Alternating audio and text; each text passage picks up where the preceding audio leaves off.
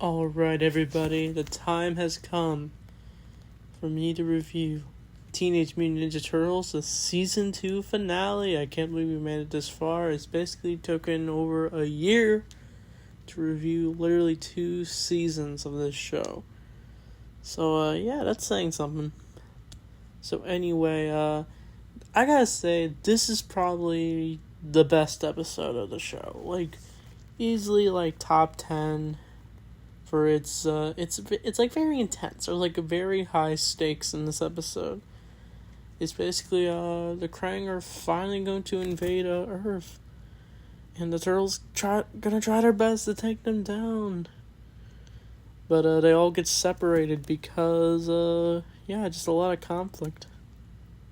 But basically, what starts it is Shredder. It opens with Shredder making a deal with the devil. It shows how evil he is for all the bad things he does.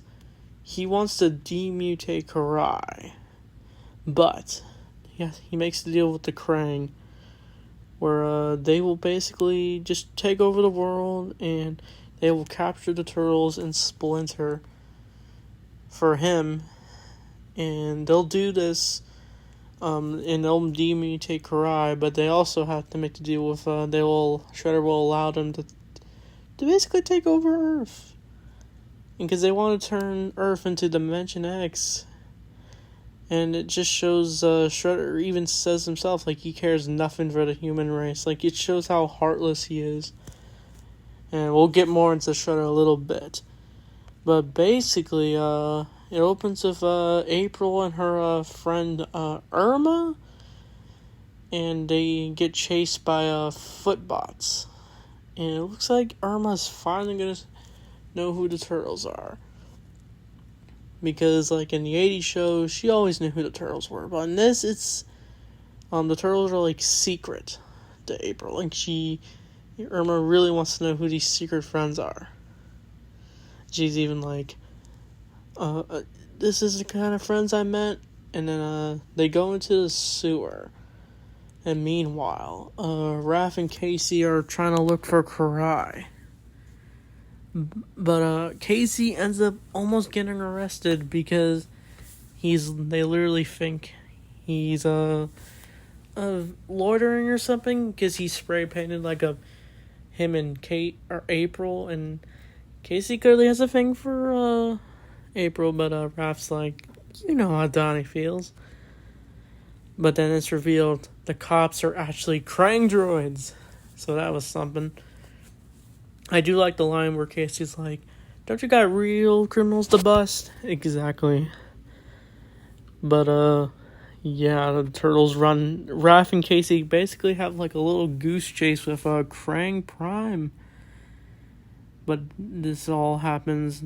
Meanwhile, in the sewer, Irma's brought to the Turtles, and she is freaked out. She's confused, not really freaked out, confused.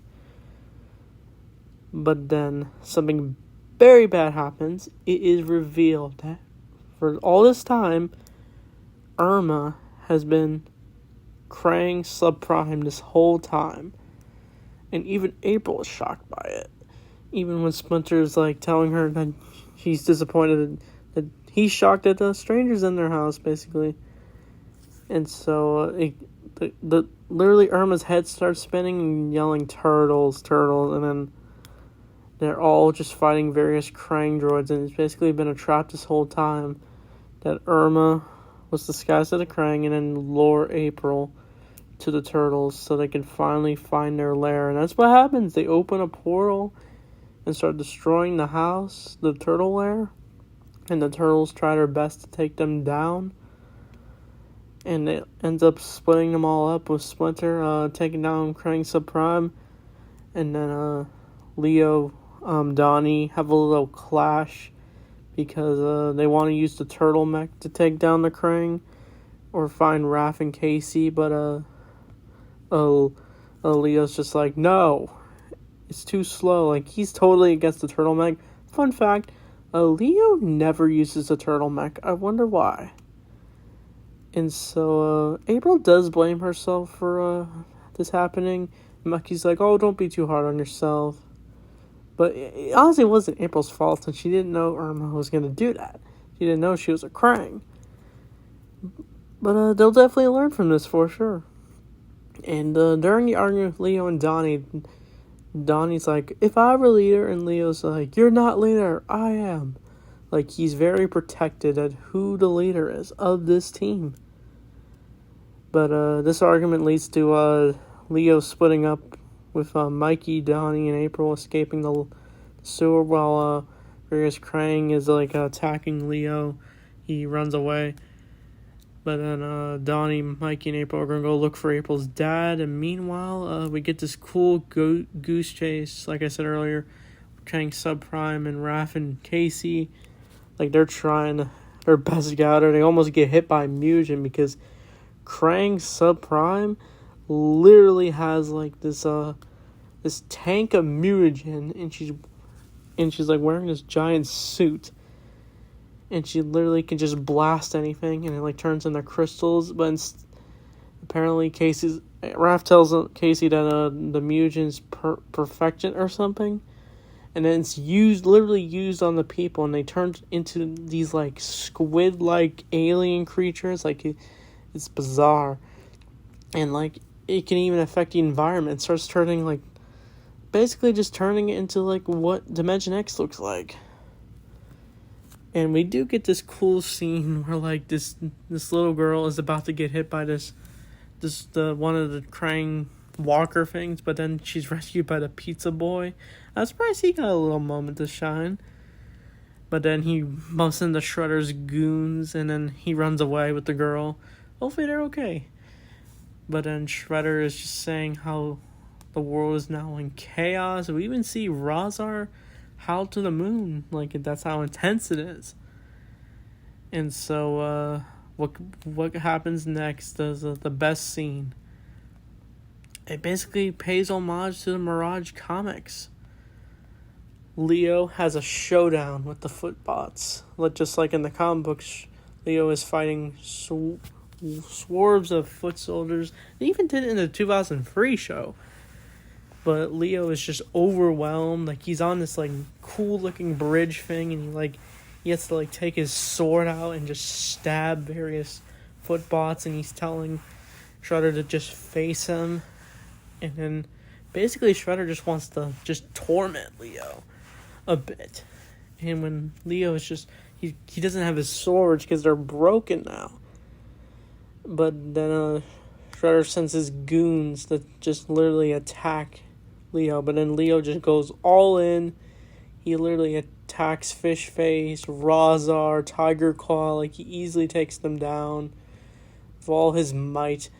But as Leo is just standing there, he turns around, and there's Shredder. He then slices Leo, and then he just passes out. I almost thought Leo was gonna die.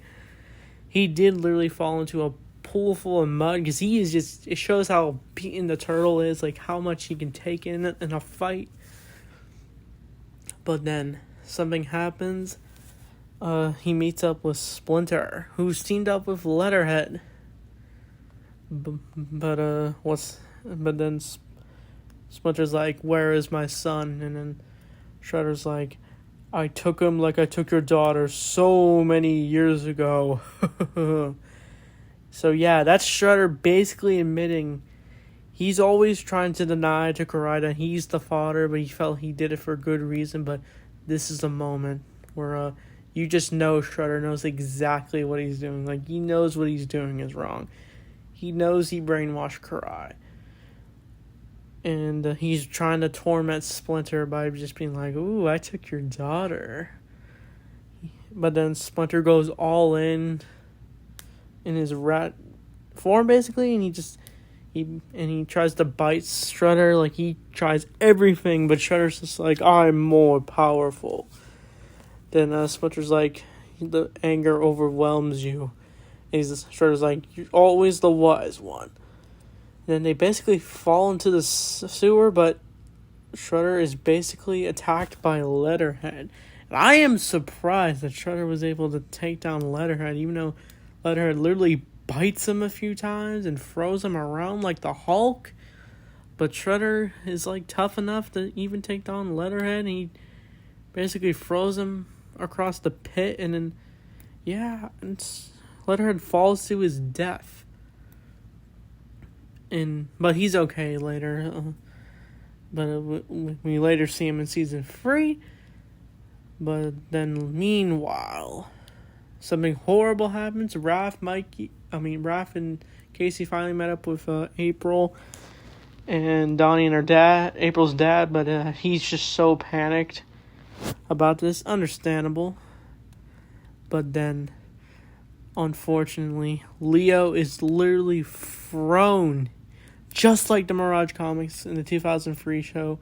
A badly injured Leonardo is thrown through April's apartment and is just near death. And then the turtles are shocked that he's thrown there. But then Tiger Claw's like, "Come out, turtles."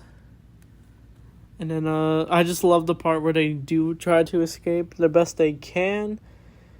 Then Mikey drops a couch on Razar and is like, "This is for my brother." Yeah, he definitely deserved that. And so, the turtles go back to the lair. Casey, they do go into this party wagon. The party wagon's in this, surprisingly. In the 80s show, it was like, that was their turtle van. But in this, it's like Kirby O'Neill's van. But unfortunately, Kirby is mutated by a Krang Prime, and that's their getaway vehicle. And they tried their best to escape. And so the turtles do go back to the lair, and they have to get anything meaningful for them. And Raph grabs a picture of Spike, hoping he's okay. Donnie just grabs some medical stuff. And Mikey takes ice cream critic, of course. But then they try sensing where Splinter is. We even get a flashback of some memories, good memories, in the turtle lair. But then it's revealed they do find Splinter. And he is badly injured by a Shredder. But looks like Shredder's about to do the killing blow. But Splinter takes him down. But the turtles are behind a cage where they can't help Splinter. And then Splinter tries to find his way out.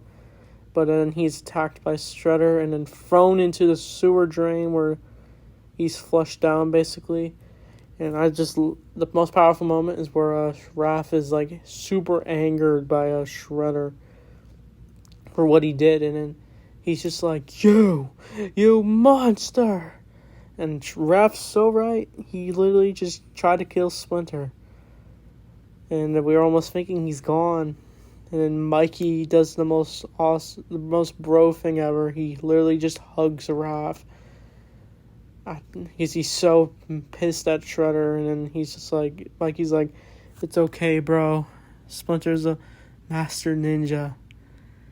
And so the turtles do escape, and then they finally decide to use the turtle mech. And they're first going to try to take on Shredder once and for all, but they're encountered by Krang Prime. And basically they almost get destroyed.